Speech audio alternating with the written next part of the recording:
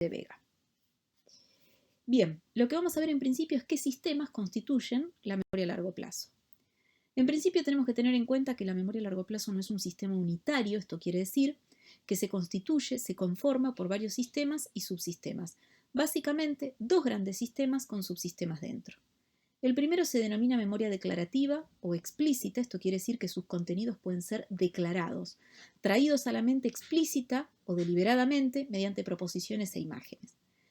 Y se subdivide en memoria semántica, que almacena conocimiento del mundo y del lenguaje, y memoria episódica, que almacena hechos de nuestra vida codificados temporoespacialmente.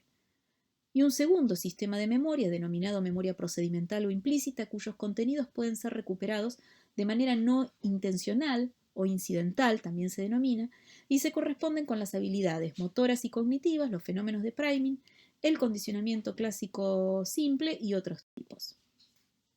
Entonces, estos son los dos grandes sistemas de memoria y lo que los distingue, antes de que comencemos la lectura de esta filmina, es lo siguiente. Por un lado, la recuperación de sus contenidos, como decíamos anteriormente, en un caso deliberada, voluntaria, declarativa, y en el otro no intencional o incidental, sin propósito explícito, y también los distingue el tipo de representaciones que soporta cada uno. Representaciones episódicas y de significado en el primer caso, y estructurales o de forma en el segundo. Ahora sí, lo que muestra y permite comprender esto es el tipo de evaluaciones o pruebas que se utilizan. Aquí tenemos las pruebas características de ambos sistemas y sus propiedades principales. Las pruebas de memoria explícita son las de recuerdo y reconocimiento, donde en la fase de estudio a las personas se les dice explícitamente que se evaluará su memoria. Se les advierte de la naturaleza de la tarea que van a realizar. Luego se le presentan los estímulos y en la fase de prueba la consigna alude explícitamente al contexto de presentación de los estímulos. Como vemos, las pruebas directas promueven un recuerdo intencional deliberado. Como contraparte, las indirectas o incidentales no. En la fase de estudio no se les dice a las personas que se va a evaluar su memoria, sino que se les pide otra cosa, por ejemplo, que indiquen cuánto les gusta cada palabra de una serie dada, o que indican hacia dónde mira cada dibujo, si hacia la derecha o a la izquierda. Luego se presentan los estímulos y finalmente en la fase de prueba la consigna no alude al contexto de presentación de los estímulos, sino que se les pide otra cosa. Por ejemplo, decime qué palabra se podría armar aquí, o decime cuáles de estos objetos son posibles en el mundo tridimensional. Lo que se observa en las pruebas indirectas es que las personas muestran un efecto de facilitación por los estímulos que fueron presentados previamente. Por ejemplo, en este caso, arman mayormente aquellas palabras que le fueron presentadas en la fase de estudio frente a cualquier otra igualmente posible. En este conjunto de letras, si las personas previamente fueron expuestos a la palabra canteros, van a armar ahora esa palabra con mayor probabilidad y o velocidad que otras igualmente posibles, como lo serían cantores, cartones, ancestro, cornetas, roncaste. De hecho, con este conjunto de letras se pueden formar 29 palabras del idioma español. Esto significa que si las personas pueden armar con más facilidad aquellas palabras que les fueron previamente presentadas, los estímulos de la fase de estudio facilitaron las respuestas en la fase de prueba. Este fenómeno de facilitación es lo que se denomina priming. Priming quiere decir facilitación. ¿Qué cosa se facilitó? Se facilitó una respuesta en una tarea gracias al material que se presentó previamente. Ahora bien, ¿por qué esto daría cuenta de dos sistemas de memoria diferentes? ¿Por qué serían dos tipos de memoria? Porque una misma circunstancia puede afectar el desempeño en un tipo de prueba, pero no afectar el otro, lo cual podría indicar que se trata de sistemas de memoria distintos. Una circunstancia posible es en la memoria es la presencia de una patología, que en este caso sería la amnesia, que consiste en la dificultad para aprender o recordar material nuevo. Sin embargo, tener amnesia es una circunstancia que afecta negativamente el rendimiento en tareas de recuerdo y reconocimiento, pero no lo hace en tareas de memoria explícita. Es lo que se ha denominado disociación en pacientes amnésicos y esto prepara para contenido que van a ver después con el texto de Fraufe y memoria implícita. Otra circunstancia es el tipo de codificación de la información durante la fase de estudio.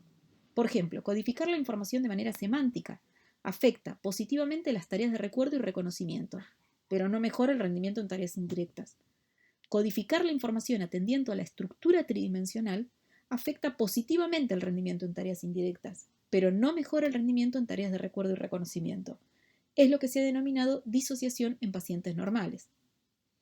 En síntesis, la memoria explícita e implícita se va a diferenciar por la forma de recuperación de sus contenidos, declarativa versus incidental, el tipo de representaciones que soporta a cada uno, episódicas y de significado versus estructurales o de forma, y las pruebas características, directas versus indirectas. Ahora bien, al interior de la memoria declarativa o explícita se encuentran los sistemas de memoria semántica y de memoria episódica, y que ustedes ya han visto en materias anteriores, que se diferencian principalmente en función de una serie de características distintivas, que tienen que ver con el tipo de información que cada uno almacena, la experiencia subjetiva característica que las acompaña cuando uno está recordando y utilizando ese sistema, la naturaleza de la información que pueden guardar, ¿bien? Esto está en relación con el tipo de información, cómo se codifica la información, qué velocidad tienen los procesos de recuperación de la información, por lo menos cuando la información está bien anclada en memoria semántica, y qué sucede con la nueva información que se va agregando. Ahora vamos a ver, al interior de la memoria semántica, qué modelos explicativos de su organización se han propuesto.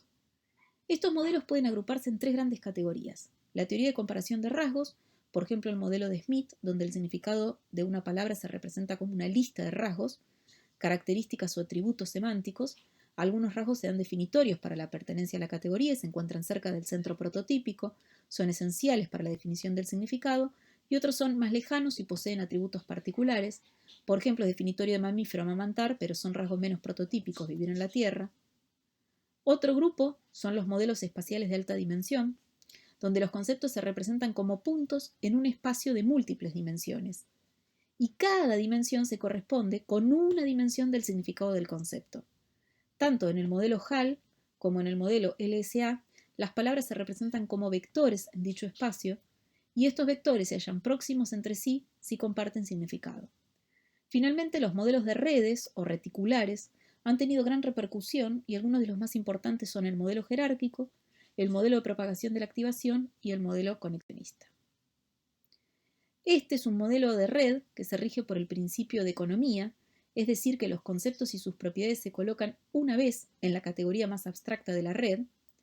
La recuperación de la información se da por la propagación de la activación a través de la red. Y los autores predijeron que la misma distancia entre conceptos provocaría iguales tiempos de respuesta en ejercicios de verificación de veracidad de frases. Sin embargo, los datos empíricos no necesariamente corroboraron esto. Por ejemplo, las personas somos más rápidos en verificar que un perro es un animal a que una iguana es un animal. ¿Por qué? Porque el modelo no contemplaba la familiaridad, la frecuencia de uso que las personas tenemos con ciertos conceptos y que explica por qué se producen diferentes tiempos de reacción a distancias semejantes dentro de la red jerárquica entre los nodos. Por ende, el modelo de propagación de la activación de Collins y Loftus produce modificaciones al modelo anterior, se abandona la noción de estructura jerárquica por el concepto de distancia semántica, y ahí sí, conceptos muy cercanos entre sí poseen mayor cercanía semántica y las líneas del gráfico son cortas, y conceptos muy lejanos, mayor distancia semántica y las líneas son más largas. La búsqueda de información se sigue haciendo por propagación de la activación. Finalmente, los modelos conexionistas proponen la organización de la información como una red neuronal cuyo funcionamiento es distribuido y paralelo. Esto quiere decir que el concepto no está en un nodo, sino distribuido a lo largo de varios nodos, por eso se ha hablado de modelos subsimbólicos, y paralelo porque se refiere a procesamiento simultáneo, es decir, muchas unidades pueden estar activas a la vez. Son modelos no seriales y esto los distingue de los modelos del PPI. El concepto se representa como un patrón de activación particular. El peso se denomina peso a la fuerza de conexión entre los nodos. Un patrón de activación y pesos característicos entre los nodos constituye un concepto. Por eso, la capacidad de aprendizaje se entiende como el ajuste progresivo de los pesos dentro de la red. Ahora bien, los contenidos de la memoria semántica son importantes para explicar otros procesos cognitivos, como por ejemplo la comprensión. La comprensión es entendimiento, es otorgamiento de sentido. Es por tanto un proceso cognitivo de alto nivel que requiere de la intervención de otros procesos que median entre los conocimientos previos del sujeto y la información entrante. En este sentido, es fundamental el rol de los conocimientos previos o lo que también se va a denominar esquemas. ¿Qué son los esquemas? Los esquemas son unidades cognitivas de alto nivel, es decir, son un patrón organizado y coherente de pensamiento, donde unidades más simples van integrando otras más complejas. En este sentido se interconectan unos a otros para dar cuenta del sistema de conocimiento humano, se actualizan, es decir, se rellenan, transforman, enriquecen con información actual y poseen un carácter multifuncional, sobre el que después vamos a volver, que quiere decir que guían y favorecen la comprensión, la memoria y la acción. ¿Qué contenidos, qué conocimientos se almacenan en los esquemas? O al menos cómo pueden agruparse estos contenidos. Existen esquemas con información de cómo se configura un espacio, es decir, sobre qué es esperable y cómo debe procederse en determinado ambiente físico, es lo que se ha denominado marcos. Otros poseen información referida a situaciones convencionales, de cómo manejarse o proceder en ellas, son los famosos guiones. Se encuentran esquemas compuestos de estructuras abstractas convencionales sobre el discurso, se denominan esquemas de dominio y se activan frente a lo que es posible esperar en una narrativa, tanto oral como escrita, son bastante específicos. Otros poseen información de tipo social, en relación, por ejemplo, a roles, a vínculos, a metas vitales. Y finalmente todos poseemos información sobre nosotros mismos, que es lo que se denomina autoconcepto. Ahora sí retomamos el tema de las funciones de los esquemas. Los esquemas facilitan y guían la comprensión. ¿Por qué? Porque se activan para otorgar sentido a la información entrante, es decir, son los conocimientos previos que se activarán en la memoria semántica para integrar y completar la información que se está recibiendo. Por eso es que se les dice a los docentes que antes de presentar un tema nuevo deben rastrearse y activarse los esquemas o conocimientos previos. ¿Para qué? Para que faciliten o favorezcan la incorporación o la acomodación a los nuevos conocimientos que se están impartiendo. Finalmente, los esquemas permiten integrar y elaborar los discursos, las situaciones, hacer inferencias y predicciones, controlar y seleccionar la información. Los esquemas también intervienen en la memoria mediante su participación en los procesos de abstracción, es decir, en la elaboración de las ideas centrales que luego se recuperan de algo. Por eso en estos procesos pueden cometerse errores de omisión, es decir, en un proceso de abstracción se pueden descartar elementos de información que son relevantes si el propio esquema no los contempla como tal. Y también intervienen en los procesos de reconstrucción del pasado. Por eso aquí pueden darse errores de comisión, es decir, reconstruir puede permitir enriquecer información que se me presentó o, por el contrario, un error de comisión, es decir, agregar información que proviene de la mente del sujeto, pero que no necesariamente estuvo presente en el evento en sí. Los esquemas también intervienen en la selección de la información del ambiente, lo que se refleja en la información que finalmente es recordada. Entonces, algunos autores insisten que tendemos a seleccionar información congruente con nuestros esquemas, y vamos a tender a recordar eso, y otros autores focalizan en la distintividad, es decir, que nosotros tendemos a seleccionar la información incongruente con los esquemas, y esto es lo que finalmente vamos a recordar.